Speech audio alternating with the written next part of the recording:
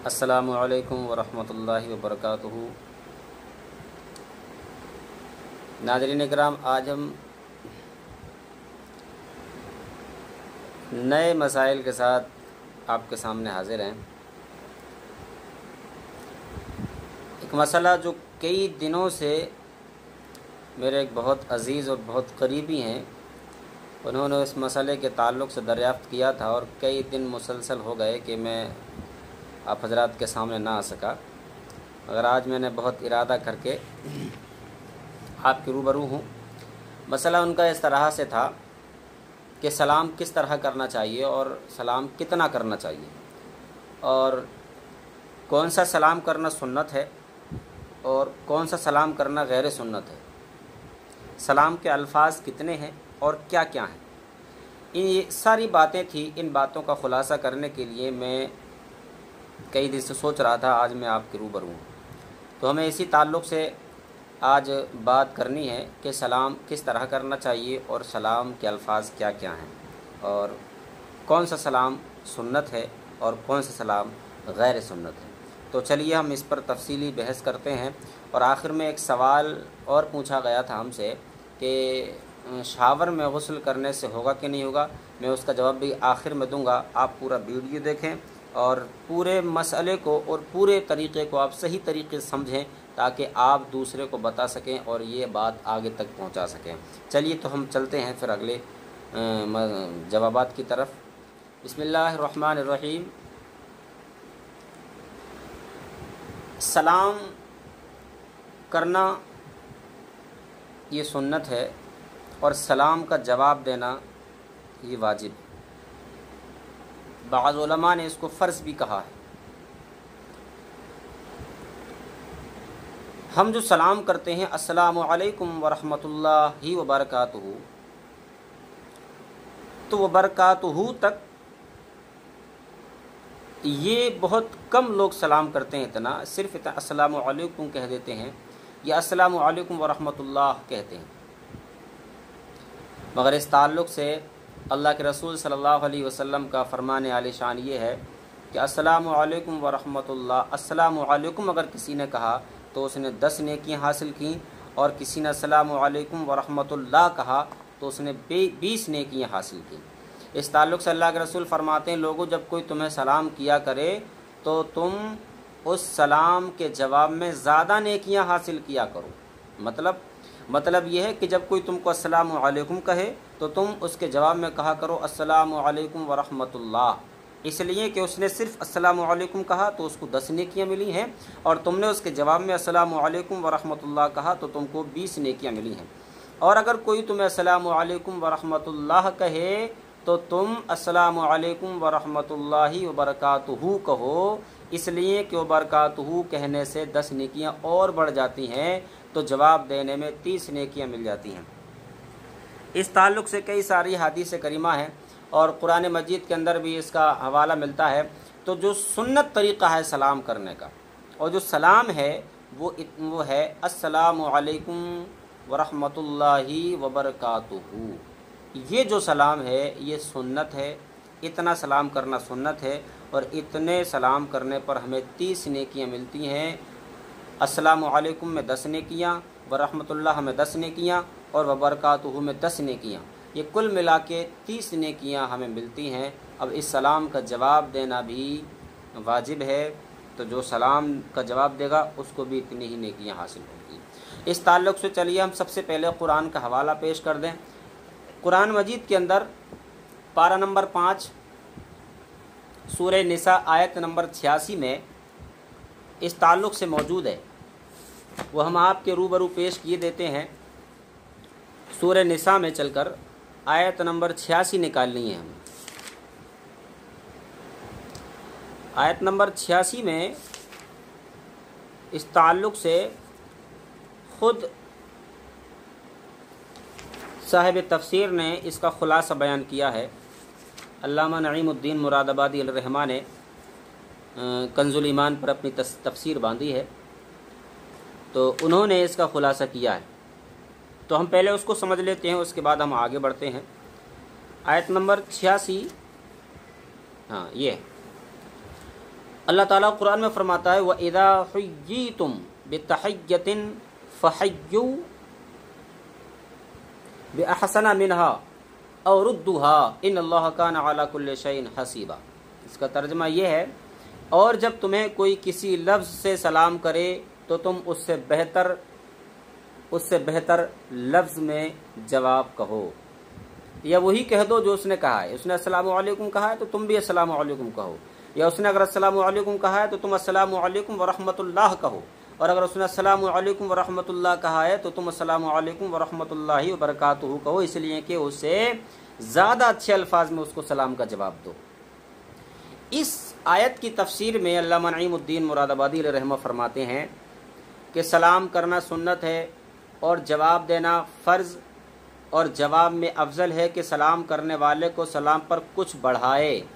مثلا پہلا شخص السلام علیکم کہے تو دوسرا شخص وعلیکم السلام ورحمۃ اللہ کہے، اور اگر پہلے نے ورحمۃ اللہ بھی کہا تھا تو دوسرا والا وبرکاتہ اور بڑھائے۔ پس اس سے زیادہ سلام و جواب میں اور کوئی اضافہ نہیں ہے، یعنی سلام کتنا ہے؟ السلام علیکم ورحمۃ اللہ وبرکاتہ تک، اس سے زیادہ سلام میں بالکل اضافہ نہیں ہے۔ اگر کوئی اضافہ کرتا ہے، عام طور پر کچھ لوگ کر دیتے ہیں السلام علیکم ورحمۃ اللہ وبرکاتہ ومغفرتہ ورحمتہ، یہ جو سلام وبرکاتہ کے آگے جو الفاظ بڑھاتے ہیں ومغفرتہ ورحمتہ، تو یہ نہ تو قرآن سے ثابت ہیں اور نہ ہی حدیث سے ثابت ہیں۔ تو یہ قرآن کے اندر موجود تھا، تفسیر میں علامہ نعیم الدین صاحب علیہ رحمۃ الرضوان نے بیان فرما دیا کہ ورحمۃ اللہ وبرکاتہ تک ہے، اس سے آگے سلام کے الفاظ نہیں ہیں اور حدیث میں بھی موجود نہیں ہے۔ چلیے آگے دیکھ لیتے ہیں، ہمارے ساتھی کا جواب بھی مجھے کہیں نہ کہیں اسی میں ملے گا، ان کو بھی میں جواب لاسٹ میں جا کے دوں گا۔ حدیث پاک کے اندر چلتے ہیں، تو حدیث پاک کے اندر بھی یہی بیان کیا گیا ہے کہ سلام کرنے کا افضل طریقہ یہ ہے کہ السلام علیکم ورحمۃ اللہ وبرکاتہ کیا جائے، اور یہی حکم جواب کا بھی ہے۔ اب رہی بات اس کے وبرکاتہ کے بعد میں مغفرتہ بڑھانا، یہ اضافہ منقول تو ہے مگر صحیح حدیث سے منقول نہیں ہے۔ چلیے ہم اس کو سمجھ لیتے ہیں۔ اگر بات صرف سنت کی کہا جائے کہ مسنون سلام کتنا ہے، تو مسنون سلام صرف اتنا ہی ہے، السلام علیکم ورحمۃ اللہ وبرکاتہ۔ اس تعلق سے حدیث طیبہ سن لیجئے۔ حضرت عائشہ صدیقہ رضی اللہ تعالی عنہا سے مروی ہے کہ اللہ کے رسول صلی اللہ علیہ وسلم نے فرمایا کہ اے عائشہ، یہ جبرائیل تھے، تمہیں سلام کہہ رہے ہیں۔ عائشہ کہتی ہیں میں نے کہا وعلیہ السلام ورحمۃ اللہ وبرکاتہ۔ حضرت عائشہ اس پر اضافہ کرنے لگیں تو رسول کریم صلی اللہ علیہ وسلم نے فرمایا کہ سلام کی حد یہیں تک ہے، یعنی وبرکاتہ تک ہے۔ حضرت عائشہ وبرکاتہ سے آگے بڑھنے والی تھیں، مگر اللہ کے رسول نے فرمایا عائشہ نہیں، سلام کی حد وبرکاتہ تک ہے، اس سے آگے سلام نہیں ہے۔ یہ حدیث پاک بخاری شریف صفحہ نمبر 3025 باب البدء الخلق میں موجود ہے۔ اسی طرح حضرت امام مالک رحمۃ اللہ تعالی علیہ نے اپنی موطا میں سند جید کے ساتھ محمد بن عمر بن عطا سے ایک حدیث پاک روایت کی ہے۔ وہ کہتے ہیں کہ میں ابن عباس رضی اللہ تعالیٰ عنہما کے پاس بیٹھا تھا، آپ کے پاس ایک یمنی شخص داخل ہوا اور سلام یوں کیا کہ السلام علیکم ورحمۃ اللہ وبرکاتہ، پھر وبرکاتہ کے بعد میں کچھ الفاظ زیادہ کیے، تو حضرت ابن عباس نے پوچھا کہ یہ کون ہے، یہ کون شخص ہے؟ تو لوگوں نے کہا ایک یمنی صاحب ہیں جو آپ کے پاس آتے رہتے ہیں۔ لوگوں نے ان کا تعارف کرایا تو ابن عباس رضی اللہ تعالی عنہما نے فرمایا کہ ان السلام انتہا الی البرکت، کہ سلام کی انتہا جو ہے وہ برکت تک ہے، وہ برکاتہ تک ہے، اس سے آگے سلام نہیں ہے۔ یہ حدیث پاک موطا امام مالک میں موجود ہے، صفحہ نمبر 1728 اور باب العمل فی السلام میں یہ حدیث پاک موجود ہے۔ اور یہیں پر حد نہیں ہے، سلام کے تعلق سے اور بھی کئی ساری حدیث ہیں، اگر میں سب بیان کروں تو بہت لمبی حدیث ویڈیو ہو جائے گی، مگر ہمیں ادھر نہیں جانا ہے۔ مجھے صرف ابھی यहीं रहना है और इसी के ताल्लुक़ से आपको बताना भी है।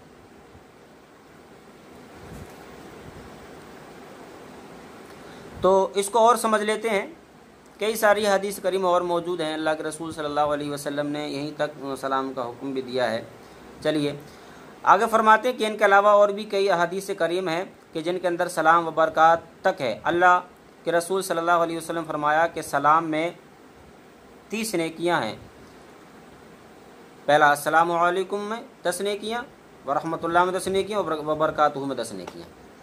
अब उन अहादीस करीमा की तरफ चलते हैं कि जिनके अंदर व बरकातुहू के आगे अल्फाज मनक़ूल हैं। तो वह हदीस पाक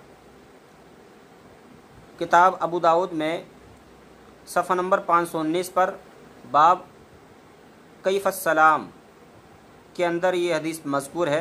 हज़रत अनस रज़ियल्लाहु ताला अन्हु के वालिद नबी करीम सल्लल्लाहु अलैहि वसल्लम से रिवायत करते हैं।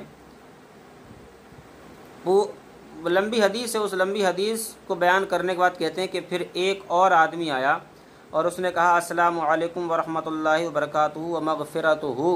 तो आप सल्लल्लाहु अलैहि वसल्लम ने फरमाया कि इनके लिए 40 नेकियां हैं और फरमाया कि फ़जीलत और सवाब में ऐसे ही इजाफ़ा होता है, ऐसे ही इजाफ़ा होता है। तो यहाँ इस हदीस पाक से पता लगता है कि सलाम में अस्सलामु अलैकुम व रहमतुल्लाहि व बरकातुहू व मग़फ़िरतुहू की ज़्यादती की जा सकती है।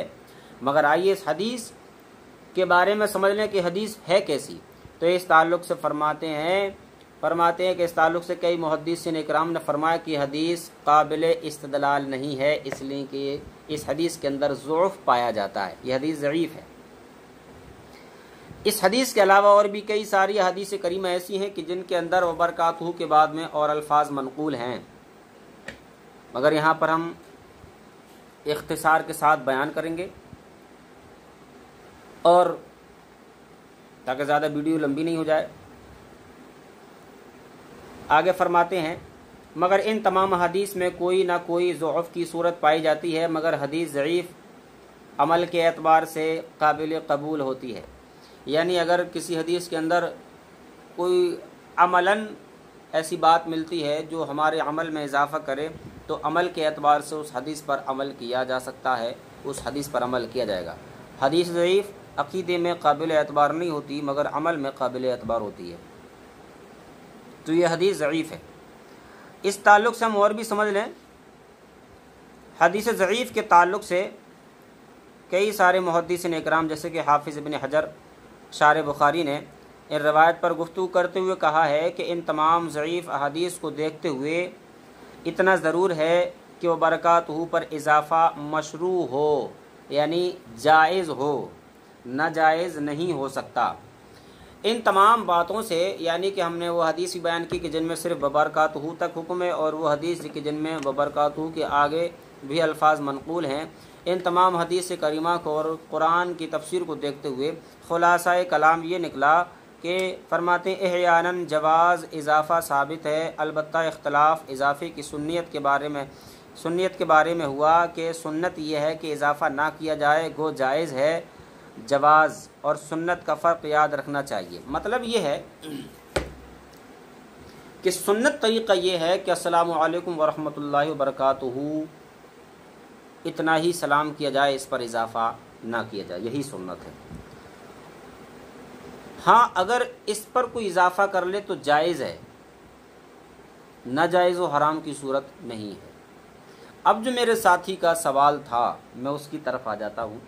मेरे साथी का सवाल ये था कि बाज़ लोग अस्सलामु अलैकुम व रहमतुल्लाहि ताला लफ्ज़ ताला की ज़्यादती करते हैं। तो ये लफ्ज़ ताला की ज़्यादती करना कैसा है, इस पर उन्होंने जवाब मांगा था। तो मैं बता दूं कि यहाँ पर जो इख्तलाफी बहस चली क्या सुन्नत कितना सलाम है, अस्सलामु अलैकुम व रहमतुल्लाहि व बरकातुहू इतना सलाम करना सुन्नत है, इस पर ज़्यादा करना सुन्नत नहीं होगा, वो फिर खुलाफ सुन्नत होगा, मगर जायज़ है उतना भी। लफ्ज़ ताला की जो ज़्यादती की गई है वो पहली बात तो ये है कि व रहमतुल्लाहि व बरकातुहू पर ज़्यादती नहीं है, خلاف سنت کہاں پایا جاتا ہے؟ وہ برکاتہ کے بعد اگر کوئی لفظ ہم زیادہ کریں وہ مغفرتہ و رحمتہ وغیرہ وغیرہ، تو یہاں پر یہ پھر سنت میں نہیں رہے گا، مگر لفظ تعالیٰ کی جو زیادتی ہے وہ اللہ تعالیٰ جو اس میں جلالت ہے، اس اسم جلالت کے ساتھ میں لفظ تعالیٰ کی زیادتی کی ہے، اور وہ صرف اللہ رب العزت کی علویت بیان کرنے کے لیے۔ تو یہاں پر دیکھا جائے تو سلام پر زیادتی نہیں ہے۔ اگر کوئی السلام علیکم ورحمۃ اللہ تعالی وبرکاتہ کہتا ہے تو یہ سلام بھی سنت کے مطابق ہی ہوگا، ہے نا۔ اس تعلق سے اور بھی کئی ساری حدیث کریمہ جن کے اندر خلاصہ موجود ہے، بہت طویل ویڈیو ہو جائے گی، اس لیے اتنا سمجھ لینا چاہیے کہ یہاں ان حدیث کریمہ میں جو جواز کی صورت رکھی گئی ہے، جو خلاف سنت کی بات کہی گئی ہے، وہ وبرکاتہ کے بعد میں اضافے کو لے کر کہا گیا ہے۔ لفظ تعالی یہ وبرکاتہ کے بعد اضافہ نہیں ہے، وہ صرف اسم جلالت کے ساتھ میں اللہ رب العزت کی بلندی کو بیان کرنے کے لیے لفظ تعالی کو بیان کیا گیا، جیسے کہ ہم عام طور پر کہتے ہیں اللہ تعالی، ایسی السلام علیکم ورحمۃ اللہ تعالی وبرکاتہ، اس میں کوئی زیادتی نہیں، یہ سلام سنت کے مطابق ہی ہوگا۔ اور یہ سب میرے اعتبار سے تھا، باقی اللہ رب العزت بہتر جاننے والا ہے۔ تو بس یہی تھا۔ اور آخر میں نے کہا تھا کہ ایک صاحب نے پوچھا تھا شاور سے مراد، ان کی جو میرے ساتھی کا سوال تھا کہ شاور میں اگر کوئی ناپاک انسان غسل کرتا ہے تو وہ پاک ہوگا کہ نہیں ہوگا، تو شاور سے مراد کیا ہے؟ شاور سے مراد وہ جو ٹب کی طرح ہوتا ہے جس میں تھوڑا پانی بھر لیا جاتا ہے اور اس میں آدمی گھس کر لیٹ کر نہاتا رہتا ہے، اگر وہ مراد ہے تو پھر ایسے شاور میں، ایسے ٹب میں جنوبی شخص پاک نہیں ہو سکتا۔ اس کی وجہ یہ ہے، پاک نہ ہونے کی وجہ یہ ہوگی کہ پاک انسان اس پانی میں ہو سکتا ہے جو پانی دہ دردہ ہو، یعنی 10 ہاتھ چوڑا، 10 ہاتھ لمبا اور 10 ہاتھ گہرا ہے۔ اگر ایسا پانی ہے اور اس میں ڈبکی لگاتا ہے تو پاک ہو جائے گا، یا آب جاری ہو، جاری یعنی بہنے والا پانی ہو، اس میں اگر نہاتا ہے تو پاک ہو جائے گا، مگر تھوڑے سے پانی میں کوئی ناپاک شخص گھس جائے، اس میں پاک ہونے کی امید رکھے تو پاک نہیں ہو سکتا، اس لیے کہ وہ پانی خود ناپاک ہو جائے گا، لہذا اس سے انسان پاک نہیں ہوگا۔ اور اگر شاور سے مراد جو جھرنا ہے، وہ جو پانی گرتا ہے اوپر سے، وہ ہے، تو اگر اس سے پورے جسم پر کلی اور غرارہ کر لے، جو فرائض ہیں غسل کے اندر وہ پا لیے جائیں، کلی اور غرارہ، کلی غرارے کے ساتھ اور ناک میں پانی چڑھا لے، یہ 2 فرض ہیں، اور تیسرا فرض پورے جسم پر پانی بہہ جائے، تو اگر ایسا ہو جاتا ہے اس جھرنے سے تو پھر غسل ہو جائے گا، پاکی حاصل ہو جائے گی۔ برابر واللہ اعلم عندی واللہ تعالی عالم بالصواب۔ السلام علیکم ورحمۃ اللہ وبرکاتہ۔